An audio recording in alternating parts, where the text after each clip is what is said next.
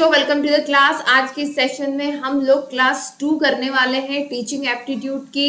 Teaching aptitude का एक separate play list मैंने बना दिया है, आप जा करके चेक कर सकते हैं। जितने भी वीडियोस होंगे उसी में ऐड कर दिए जाएंगे। टीचिंग एप्टीट्यूड वो सब्जेक्ट है जो CUET और NCET दोनों में कंपलसरी है to get admission in ITEP course. अगर आपको ITEP कोर्स में एडमिशन चाहिए तो आपको टीचिंग एप्टीट्यूड पढ़ना ही होगा। ITEP कोर्स क्या है, चैनल पर जाकर के जरूर चेक करें क्या ये नया कोर्स है, कितना इम्पोर्टेंट है। बात कर लेते हैं कि भाई ये टीचिंग एप्टीट्यूड जो हमारा सब्जेक्ट है NCET हो या CUET में उसका वेटेज कितना कितना है, मैंने पहले भी बताया था। CUET में इसमें 200 मार्क्स के क्वेश्चन आते हैं इस पेपर में, और NCET में 80 मार्क्स के क्वेश्चन आते हैं।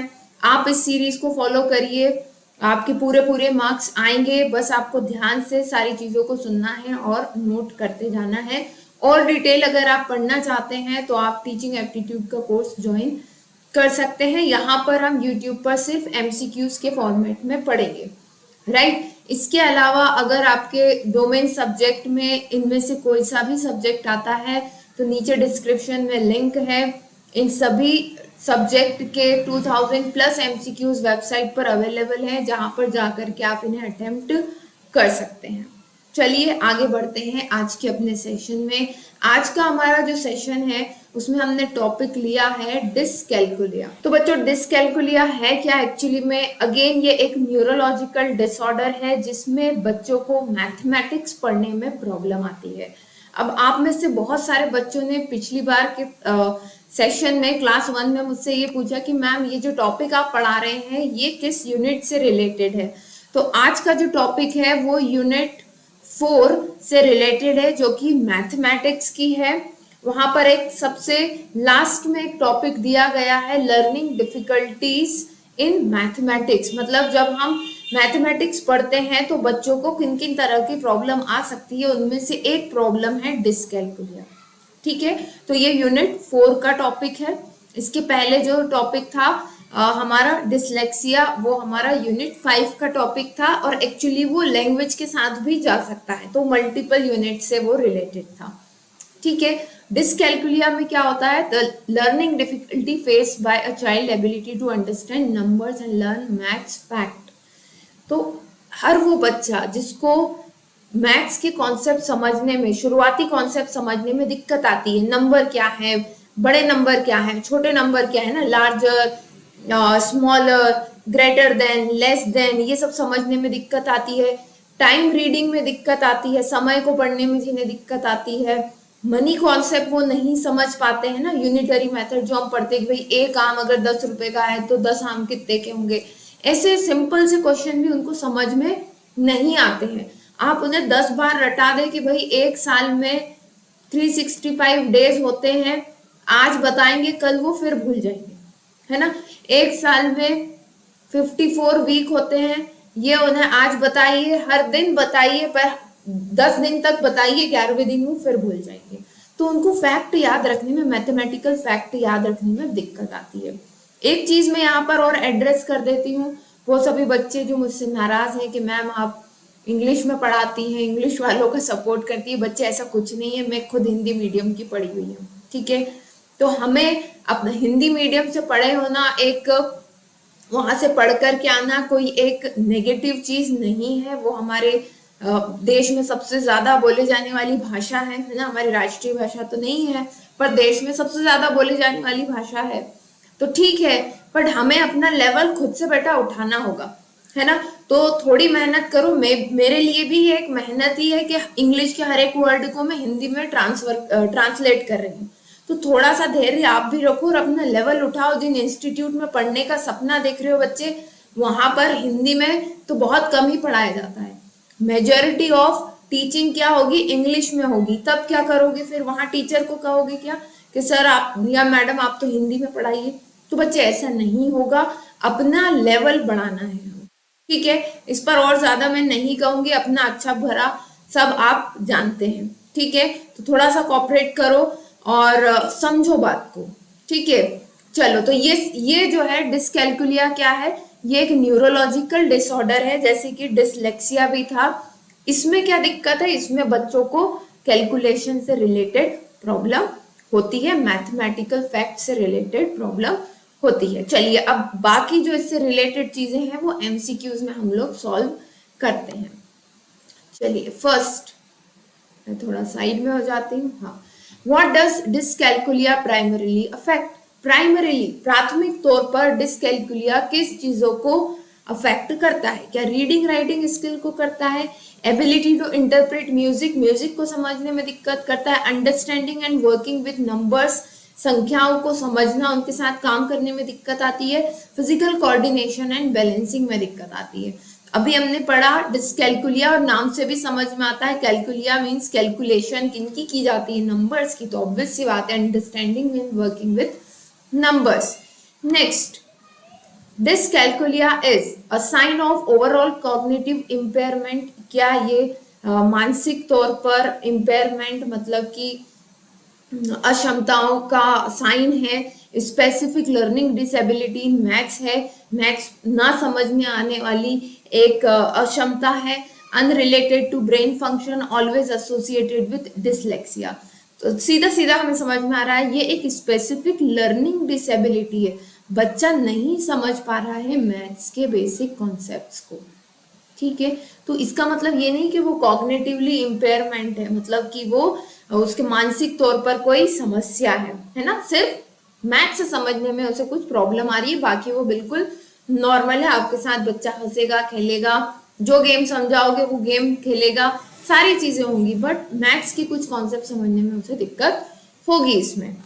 राइट, समझ में आ रहा है या नहीं? कोई भी दिक्कत है नीचे कमेंट बॉक्स में जरूर लिखना, और कोई स्पेसिफिक ऐसी करियर से रिलेटेड प्रॉब्लम है तो व्हाट्सएप ग्रुप से मेरा नंबर मिलेगा, वो भी आप मुझसे पूछ सकते हैं। Right, which of the following is a common symptom of dyscalculia? इनमें से कौन सा कॉमन सिम्टम्स होगा डिसकैलकुलिया का? ठीक है, डिफिकल्टी विथ फोनिक्स, उच्चारण के साथ प्रॉब्लम होगी, ट्रबल विथ रीडिंग कॉम्प्रहेंशन, पिछली क्लास जिन्होंने अटेम्प्ट करी होगी वो समझ रहे होंगे, रीडिंग पैराग्राफ को पढ़ने में और उसके आंसर देने में समझने में दिक्कत आती है, difficult in understanding maths concept in performing calculation, problem with I hand coordination, आंख और हाथ के साथ जो एक साथ, जैसे कि वीडियो गेम खेलना है ना, वो खेल वैसे काम करने में जिसमें आंखों और हाथों दोनों का काम एक साथ चल रहा होता है, वैसे कोई प्रॉब्लम, काम करने में प्रॉब्लम आती है। तो ऑब्वियस सी बात है डिसकैलकुलिया अभी हमने पढ़ा, मैथमेटिकल ऑपरेशन और कैलकुलेशन में इन्हें दिक्कत आती है।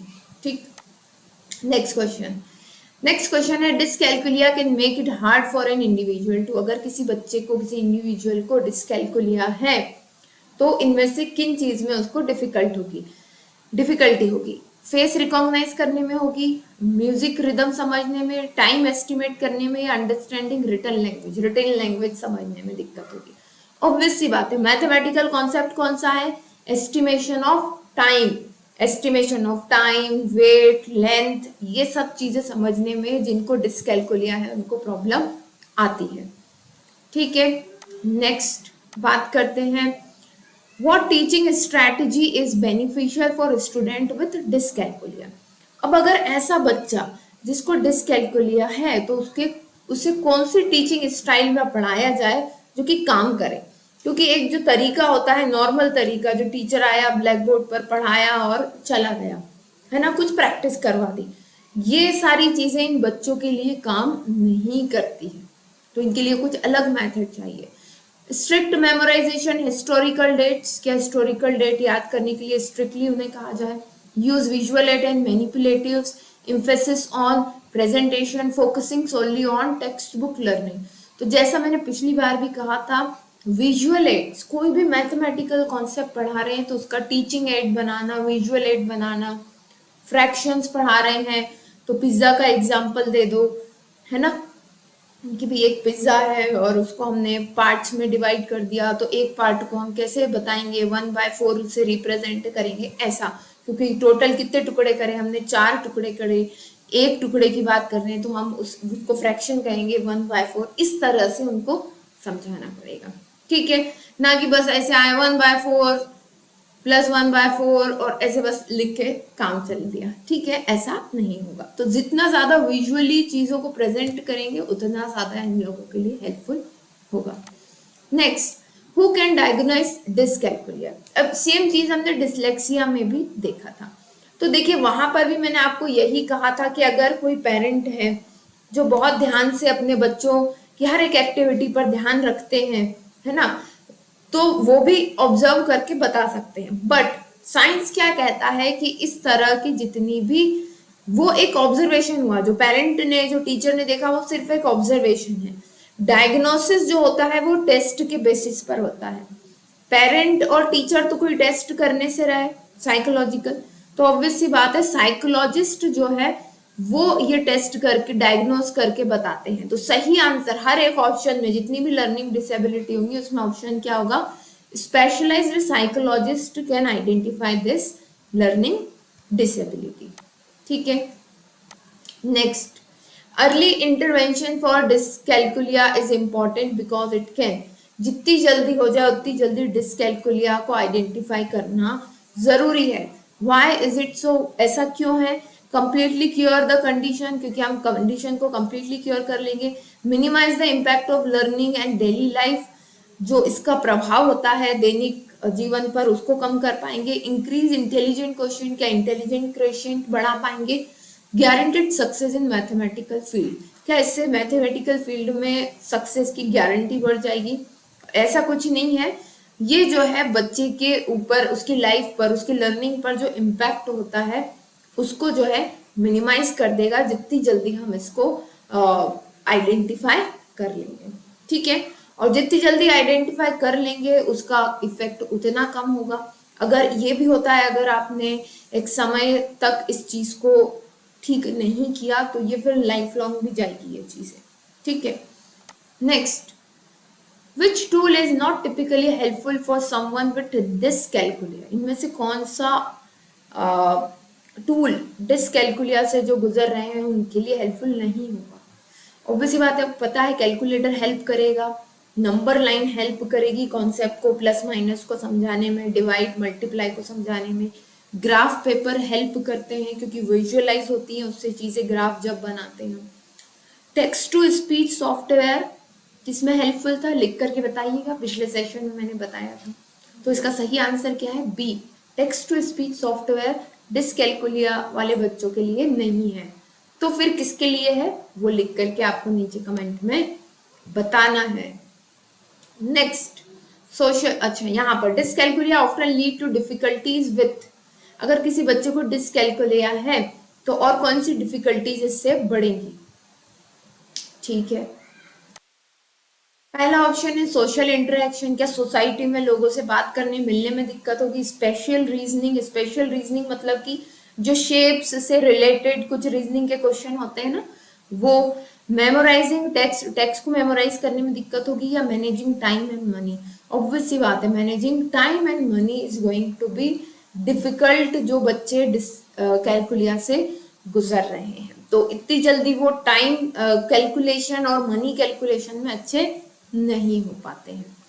नेक्स्ट चीज, in children with dyslexia it's common, dyscalculia it's common to struggle with, जिन बच्चों को डिसकैल्कुलिया है वो इनमें से किस चीज से स्ट्रगल करते हैं। लर्निंग फॉरेन लैंग्वेज, क्या फॉरेन लैंग्वेज लर्न करने में कोई दिक्कत आती है। Understanding mathematical symbol and there meaning. Basic motor skill, motor skill मतलब कि hand coordination, limb, basically limbs का यूज करना, है ना, चाहे वो डांसिंग हो या कोई प्रैक्टिकल हो, है ना, कुछ एक्टिविटी करना हो उसमें दिक्कत हो। Recognising colour and shape, so obvious सी बात है understanding mathematical symbols and their meanings. Next, which of the following is not a symptom of dyscalculia, इनमें से कौन सा डिसकैल्कुलिया का सिम्टम नहीं है, ठीक है। Difficulty with understanding sequence, struggle with abstract thinking in math, superior ability in artistic skill, challenge in special relation, right. तो देखिए यहाँ पर डिफिकल्टी विथ अंडरस्टैंडिंग सीक्वेंस, तो मैथमेटिक्स में सीक्वेंसिंग भी होती है, आप जिस रीजनिंग के भी क्वेश्चन आते हैं सीक्वेंसिंग से रिलेटेड, बच्चों को जिनको डिसकैलकुलिया होता है उन्हें बड़ी प्रॉब्लम होती है कि कौन सा नंबर बड़ा है कौन सा नंबर छोटा है। अगर उनसे पूछ लिया जाए 39 बड़ा है या 49, तो इवन वो इसमें भी कंफ्यूज हो जाते हैं। ठीक है, तो ये तो कैरेक्टरिस्टिक है। Struggling with abstract thinking in math, abstractly mind में ही मैथमेटिकल ऑपरेशन कर लेना। अगर आपने किसी बच्चे को दिया 14 प्लस 18, तो ये चीज करने में उसे बड़ी प्रॉब्लम होगी, है ना। इवन वो नंबर भी उनके उल्टे पुल्टे हो जाएंगे। तो ये हुई एब्स्ट्रैक्ट थिंकिंग जो माइंड में ही की जाती है। इसका अपोजिट होता है कॉन्क्रीट, कि उन्हें हाँ कुछ लिखा हुआ दिखे और फिर वो कॉन्क्रीट मतलब कुछ बेसिक चीज, हार्ड सॉलिड कोई चीज उनके सामने, फिर उसको वो परफॉर्म कर रहे हैं। ठीक है। Challenge in special relationship, special relationship मतलब कि अपने आसपास की चीजों को डिस्टेंस करना, डिस्टेंस का अनुमान लगाना, है ना, उससे रिलेटेड, तो वो भी मैथमेटिकल चीजों में आ गया। क्या नहीं होगा डिसकैलकुलिया का symptom? Superior ability in artistic skills. तो ये आर्टिस्टिक स्किल्स डिसकैलकुलिया से रिलेटेड नहीं है। ठीक है। Next, the term dyscalculia refer to, ये बड़ा इजी हो जाएगा आई थिंक अब आप सभी लोगों के लिए। इसका आंसर आपको लिख करके बताना है मुझे कमेंट बॉक्स में, क्या हो सकता है। Difficulty with calculation and mathematics, disordering affect reading and writing, temporary problem with improving with age, an issue with memory retention। Obvious सी बात है, मुझे मालूम है कि आप इसका आंसर दे देंगे, इसलिए मैं नेक्स्ट क्वेश्चन पर चल रही हूँ। Now maths anxiety is, maths से आपने देखा होगा बहुत सारे बच्चों को घबराहट होती है। तो क्यों होती है? क्या वही डिसलेक्सिया डिसकैलकुलिया है, ये पूछ रहे हैं। It is the same as dyscalculia और जो सिम्टम्स दैट कॉज डिसकैलकुलिया, क्या ये वो सिम्टम्स है जिससे डिसकैलकुलिया होता है, या फिर a consequence of struggle with math which can be associated with dyscalculia? क्या ये वो मतलब कि कॉन्सिक्वेंस परिणाम है अगर बच्चा एक मैथ्स से स्ट्रगल कर रहा है। ऑब्वियस सी बात है, अगर एक बच्चा मैथ्स उसको समझ में नहीं आ रहा है, उससे स्ट्रगल कर रहा है, तो वो एनेक्सिटी मैथ्स को लेकर के उसके मन में घबराहट आ जाती है, जिसको हम डिसकैलकुलिया से एसोसिएट करते हैं, उससे जोड़ते हैं। It is unrelated to dyscalculia. तो सही आंसर क्या होगा? A, consequences of struggle with maths. जिस बच्चे को मैथ्स समझ में नहीं आ रहा है ना, तो वो स्ट्रगल करता है, जूझता है उससे कि भाई ये कैसे होगा, अब नेक्स्ट स्टेप में क्या होगा, है ना। अब ये उसके मन में मैथ्स को लेकर के घबराहट लेके आ जाता है और फिर इसको एसोसिएट किया जाता है किससे? डिसकैलकुलिया से। ठीक है। Next, which is the key feature of dyscalculia? Dyscalculia का की फीचर क्या है? इम्पल्सिव इन डिसीजन मेकिंग, तुरंत डिसीजन मेकिंग होती है। Difficulty memorising number fact, exceptional creative ability, quick learning of language. Obvious सी बात है, difficulty in memorising number facts, number से रिलेटेड फैक्ट्स को याद करने में, स्मरण करने में दिक्कत आती है। Next, what is not a recommended approach for helping student with dyscalculia? इनमें से कौन सा अप्रोच रिकमेंड नहीं किया जाता है कि भाई डिसकैलकुलिया वाले स्टूडेंट्स के साथ ही यूज किया जाए? ठीक है, तो A focusing exclusive on oral instruction, सिर्फ ओरल इंस्ट्रक्शन पर फोकस करना। Providing hands-on experience with maths concept, using visual aid to explain mathematics idea, encouraging the use of tools like calculator। Obvious सी बात है, जिन जो मैथ्स से जूझ रहे हैं उनको कौन सा इंस्ट्रक्शन या कौन सा अप्रोच नहीं यूज होगा? ओरल लैंग्वेज से रिलेटेड, क्योंकि तो लैंग्वेज राइटिंग रीडिंग स्किल से रिलेटेड है। बाकी तीनों ऑप्शन तो मैथमेटिक्स से रिलेटेड है। देखिए, hands on experience on maths concept, maths concept की कुछ एक्टिविटी कराए, विजुअल एड्स दिखाएं उन्हें, कुछ ऐसे प्रोजेक्ट दिखाएं, कुछ ऐसे मॉडल्स दिखाएं जिससे उनके मैथ्स के कॉन्सेप्ट क्लियर हो। Encouraging the use of tool like calculator, calculators का यूज करना, ग्राफ पर यूज करना, नंबर लाइन का यूज करना, जिससे उन्हें मैथ्स के कॉन्सेप्ट समझ में आए। तो कौन सा नहीं यूज होगा? तो ए ऑप्शन यूज नहीं होगा। नेक्स्ट क्वेश्चन है, which statement is true about dyscalculia? इनमें से कौन सा स्टेटमेंट ट्रू है? It is only occur in children, it disappear with adulthood, can persist into adulthood, it is always a complaint by dyslexia. तो it can persist into adulthood, ये इसमें सही statement होगा, क्योंकि ऐसा नहीं है it only occurs in children, ऐसा नहीं है, अगर चिल्ड्रन में ये अनट्रीटेड रहा तो ये बड़ों में भी, एडल्ट में भी चला जाएगा। ऐसा नहीं है कि अपने आप ये एडल्टहुड में चला जाएगा कि भाई बच्चे बड़े होंगे अपने आप समझने लगेंगे, ऐसा नहीं होगा। आपको उन कॉन्सेप्ट को क्लियर करना होगा। क्या डिसलेक्सिया है तो उसे डिसकैलकुलिया भी होगा, ऐसा जरूरी नहीं है। तो सही आंसर क्या होगा, it can persist into adulthood. ठीक है, next, teaching strategy for dyscalculia not included. इनमें से कौन सी टीचिंग स्ट्रेटेजी डिसकैलकुलिया वाले बच्चों के लिए सही नहीं रहेगी? Punishment for incorrect answer, use of concrete example to explain abstract concept, encouragement and support, adapting teaching method to individual needs। तो देखिए, अगर बच्चा पहले से ही परेशान है, अब उसको समझ में ही नहीं आ रहा है ना, वो तो न्यूरोलॉजिकल डिसऑर्डर है, उसमें आप कुछ नहीं कर सकते, आप कितना मार लें उसको, उसको समझ में नहीं आने वाला है। तो उसको किसी तरह का पनिशमेंट देना उसके लिए इनकरेक्ट आंसर के लिए, ये उसके लिए सही मेथड नहीं होगी। तो फिर आपको टीचिंग करने के लिए कौन सी मेथड यूज करनी है? आपको कॉन्क्रीट एग्जाम्पल लेने हैं, डेली लाइफ से रिलेटेड एग्जाम्पल लेने हैं, जो उसकी लाइफ में वो रोज देखता हो, तो वो समझ पाएगा, है ना। फिर इंकरेज करना है, उसको सपोर्ट करना है, और नई नई मेथड खुद ढूंढ के लानी पड़ेगी अगर वो बच्चा नहीं समझ पा रहा है। तो सही आंसर नॉट के लिए, क्योंकि कौन सी मेथड नहीं यूज करनी है, तो पनिशमेंट यूज नहीं करना है, बाकी तीन आप यूज कर सकते हैं। ठीक है, नेक्स्ट क्वेश्चन, डिसकैलकुलिया अफेक्ट्स, किस चीज को अफेक्ट करता है? ओनली बेसिक अरिथमेटिक स्किल को अफेक्ट करता है, एडवांस मैथमेटिकल स्किल को भी करता है, wide range of mathematical skill, basic arithmetic to advance concept, none of the above. तो डिसकैलकुलिया जो है वो छोटे कॉन्सेप्ट से लेकर के बड़े से बड़े कॉन्सेप्ट को अफेक्ट करता है, क्योंकि बड़ा कॉन्सेप्ट तो छोटे कॉन्सेप्ट के बिल्डअप से ही बना है ना। ठीक है, तो बहुत सारे कॉन्सेप्ट जो हैं डिसकैलकुलिया के कारण अफेक्ट होते हैं और बच्चे मैथ्स में कमजोर हो जाते हैं। क्लियर है? Next, which assessment can help identify dyscalculia. इनमें से कौन सा असेसमेंट करेंगे जो बच्चे को आइडेंटिफाई कर पाए कि हाँ भाई ये बच्चा डिसकैलकुलिया से गुजर रहा है? Vision test? Obviously not. Hearing test? Obviously not. Physical coordination test? नहीं। सही आंसर क्या होगा? Standard mathematic assessment design to evaluate mathematical understanding and skills. तो बच्चे के लिए कुछ स्टैंडर्डाइज टेस्ट यूज होते हैं, साइकोलॉजिस्ट वो टेस्ट करते हैं, तो आप वहां से पता लग जाता है कि बच्चा डिसकैलकुलिया से अफेक्टेड है या नहीं। ठीक है, तो आई होप कि आपको समझ में आई होंगी सारी चीजें, और कोई भी डाउट आता है तो कमेंट बॉक्स में जरूर लिखें। फिर जल्दी मिलते हैं नेक्स्ट वीडियो में, तब तक के लिए best of luck and bye.